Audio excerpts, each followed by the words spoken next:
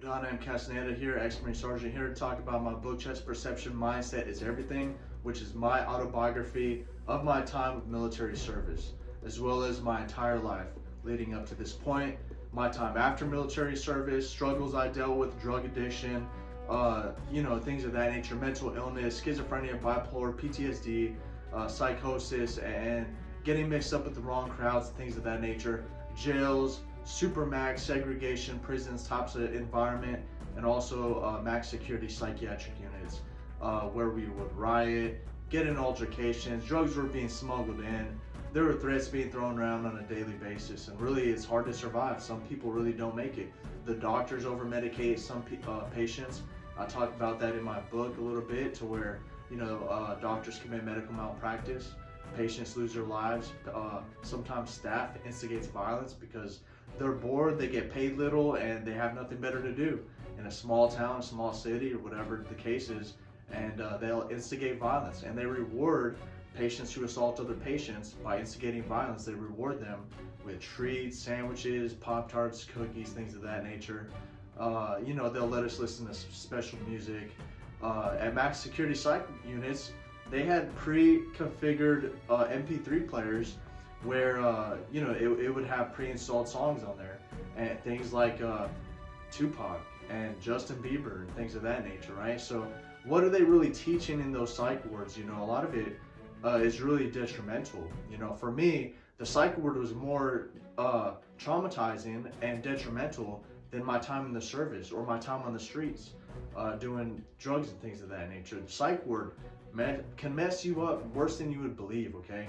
Some people end up dying, or they get addicted to psych medicine, or they might OD on psych medicine, or things of that nature. They have side effects and they might die from that. Complications, health complications, impactions, heart, pulmonary thromboembolisms, things of that nature, where medication can really take people's lives. Some medication has killed thousands of people, right? It's just so powerful and potent.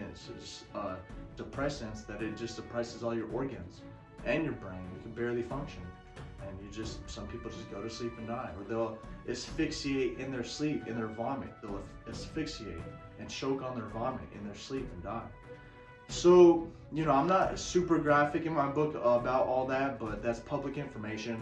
This book talks mainly about my life, psych ward experience, things of that nature, where in my life you gotta have a chess-like mentality, to where everything you do is strategic. Everything you do, you have to think 10 steps ahead, 100 steps ahead, 100 moves ahead. Think of what your enemy's gonna do.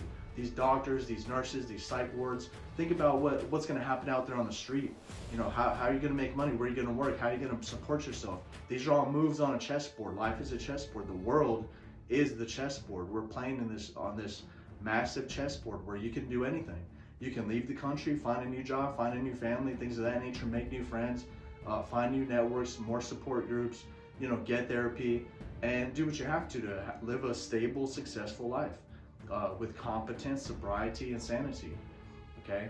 So this book is also about, obviously the Gulf War era, dealing with loss, things of that nature, mental illness, as I mentioned, drug addiction. I want to donate to charity if I can. I want to be successful to where I can make a difference and impact in society by helping other, maybe orphanages or foster care centers, or child cancer centers, or things of that nature. Maybe even going back and contributing to psych wards, helping them with patients' rights, things of that nature, and also maybe education, also maybe financial, to where they can have special things on special, like more privileged units, technology, or certain reading material or correspondence courses. I want to help support that kind of environment, because that's where I kind of grew up. I spent many years in jails and psych wards, so I know that I appreciated what I got, the education that I received, and the tools and resources that I was able to obtain in those environments. So I want to pay it forward, and this is me trying to pay it forward. So as I mentioned, every move you make can lead to a million different opportunities and possible outcomes, much like the ripple effect. Everyone plays their own unique game. Where you end up in life is determined by the decisions you make in the present. Your future is in your hands. You hold the keys to success make the right moves and the right decisions and you will win the game.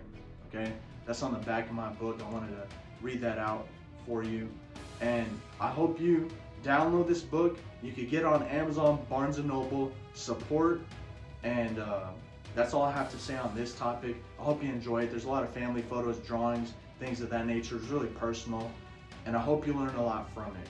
As I mentioned on my site, you can learn some self-defense techniques, self-defense laws. You can research your state's self-defense laws, learn more about that, learn what you can do, protect your property, defend your friends, defend your family, defense of a third party, defense of others, self-defense, duress, protection of life and health, and those are special laws and articles and penal codes, based on your state laws. Okay.